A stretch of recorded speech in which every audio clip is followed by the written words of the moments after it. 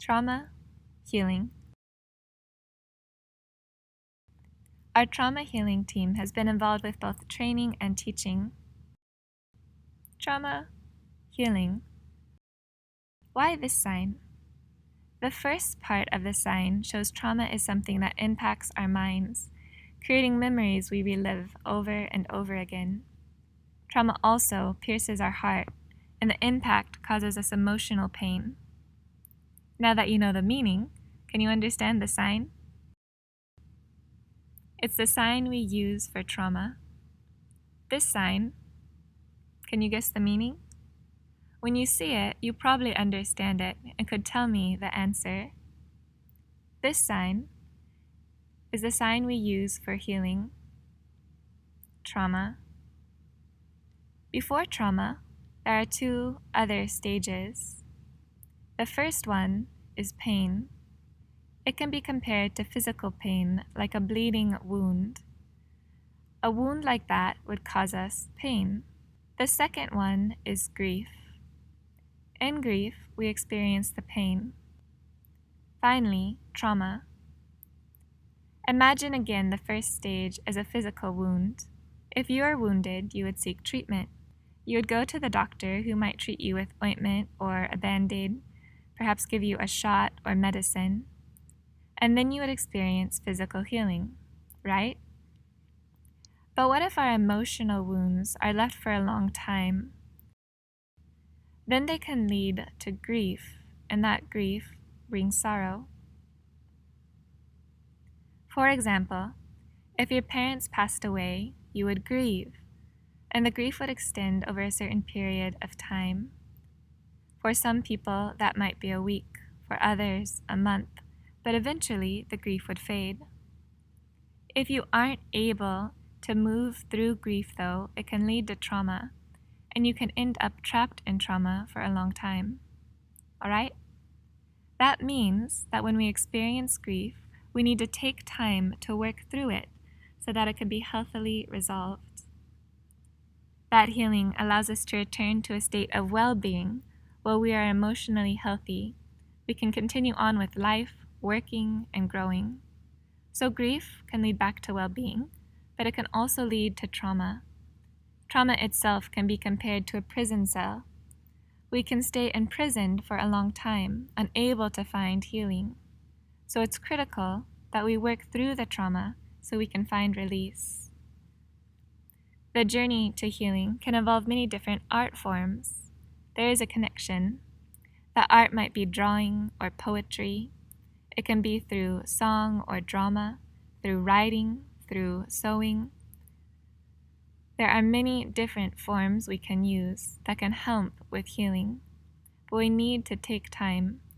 We need to know ourselves and the time that we need. For some, long, others short.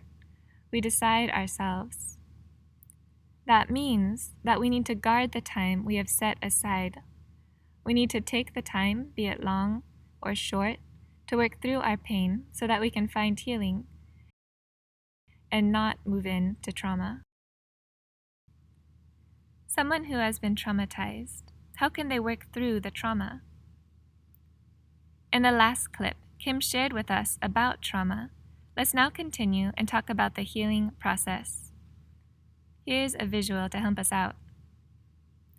Notice the 7 symbols. The first one is a shield.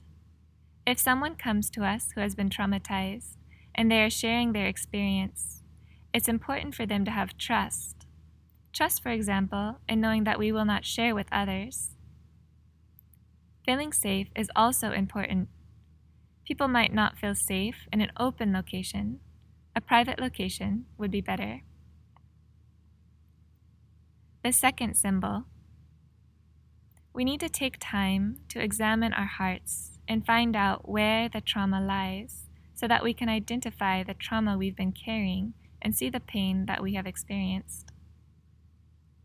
The third symbol. When a traumatized person comes to us, it's important to know and remember the things that they need in a good listener. For example, knowing that we will respect their privacy. it's important to be aware of what they want. The fourth symbol. People need the opportunity to share about the pain they've experienced. The fifth symbol.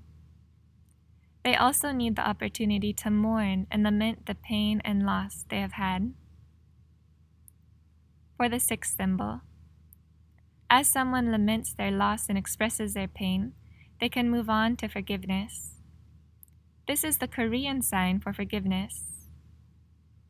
It is a picture of breaking free. Now, does forgiving mean we found complete healing, that we're 100%? No, because with forgiveness, we also have to deal with our judgment towards the person who hurt us. That brings us to the seventh symbol. If we still have judgment, we might try to forgive, but our thoughts towards that person are still negative and judgmental. It means we still have judgment that we need to take to the cross of Christ.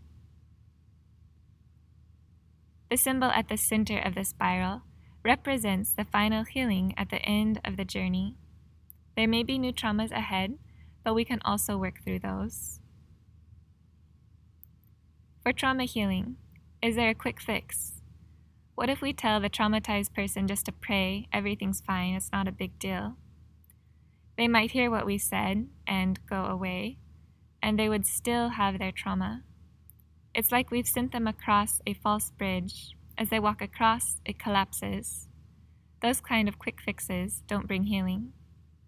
Healing itself is more like a journey that must be taken step by step. Along the journey, we might sometimes loop back. It's not always forward progress. And when we get to the end and find healing, there may be new trauma that we need to work through. Next, we will share a testimony with you of one man's journey.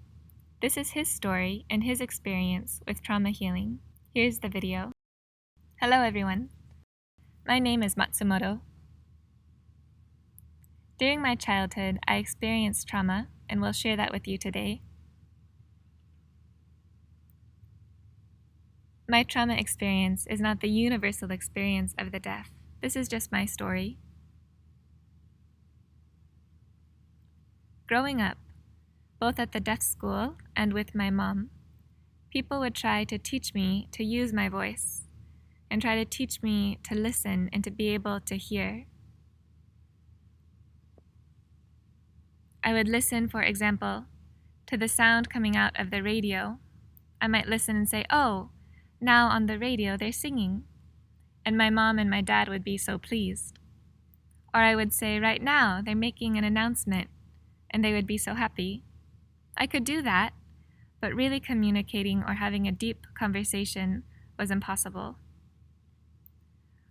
When my hearing relatives would come together and be talking, I would be the only deaf. I would watch and ask what was being said, but I'd be hushed, and I would feel pushed aside. That happened many times, and it led to a lot of pain, and I felt a lot of frustration towards hearing people. But I also had pride. At the deaf school, among the students, there were some students who couldn't speak at all, others who couldn't hear at all. I'd look down on them, and I would think that I was better than they were. The hearing people would look down on me, and I'd be frustrated, but I'd turn around and look down on the deaf.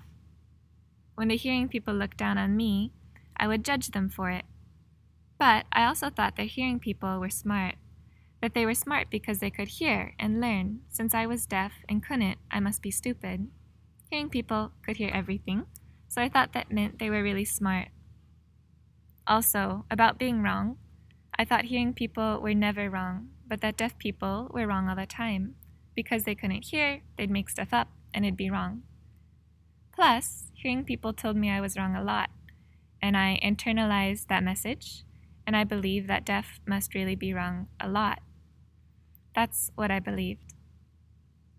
Then for communication, when a hearing person asked me questions, I wouldn't want to answer because I thought deaf are always wrong, I'll answer incorrectly. Also at the deaf school, if you made a mistake, then you would be hit with a rod right across your forehead.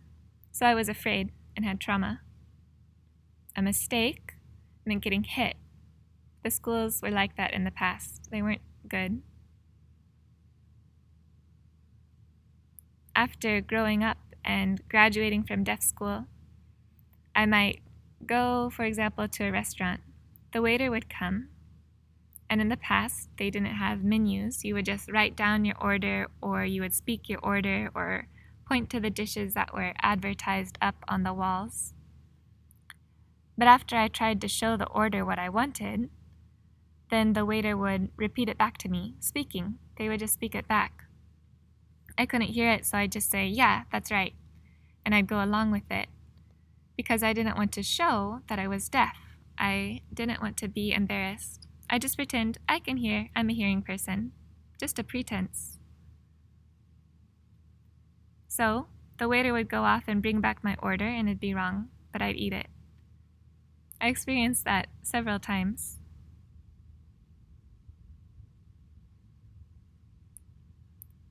Another experience I would have with hearing people was they would come and they would invite me, but just talking at me. I would agree, but when I said it was fine, what I meant was that I was fine to follow them and not know where we were going. I knew that when we arrived, I'd know where we were going, and I was satisfied with that. Later, when they invited me again, just speaking at me, I'd agree, and I'd follow them and know our destination once we arrived. I was content with that. But it would also happen that I would follow them and we'd arrive, and it would be somewhere that I didn't like, not the kind of place I would have chosen to go. I'd feel I'd wasted my time and be frustrated. After some time, maybe 30 years ago now, here in Japan, the idea of deaf identity really took off. As it spread and I heard about it, I was really amazed. People said that it's okay to be deaf, that deaf is good and our identity is good. I was really happy when I heard that, and it was the first time I felt confident in my identity. After that, I stopped using my voice. I was deaf and I was confident with that identity. After that, too, when a hearing person would come talk with me, at the end, I'd sign something. I knew they didn't understand. It's fine. I would sign something like, thank you, because I wanted to show my identity. I was confident in it. Time went on, but I still had unresolved trauma. I believed that hearing people were never wrong, and deaf people were wrong a lot. I held that trauma and that belief. For example, if I went to buy something at the store and asked a hearing person if it was good, if they said yes, I thought it must be good because hearing people are never wrong. I'd buy it and be satisfied, but then often the thing they'd recommended, I'd buy it and open it, and it would be the wrong thing. Really, it was my responsibility, but I thought the hearing person must have misguided me intentionally. I know they weren't really trying to do that, but because I believed that hearing people were always right, I believed that they must have misled me on purpose. So in my heart, I was judging them. A while ago, though, there was a trauma healing workshop. Through the discussion, I realized how much judgment I was holding on to in my heart, judgment against hearing people, and that I could take that judgment and hand it over to God. When I learned that, I was really amazed. There, at the cross of Christ, I can take my pain and hand it over to Him. I'm so grateful for that, and that gratitude has helped me with my judgment and criticism. I still judge, but less and less. Thank you. In the last clip, Matsumoto shared his experience of trauma healing. His experience ties into our previous discussion about the 7 parts of the spiral. Those parts are not a set order for the journey. Each person's journey through the healing process may look different, because each deaf community will have its own culturally unique way of working through trauma healing. They can make their own order as they journey to healing. Thank you. To close this presentation, we'll share a clip with you reflecting the trauma healing process but expressed through drama.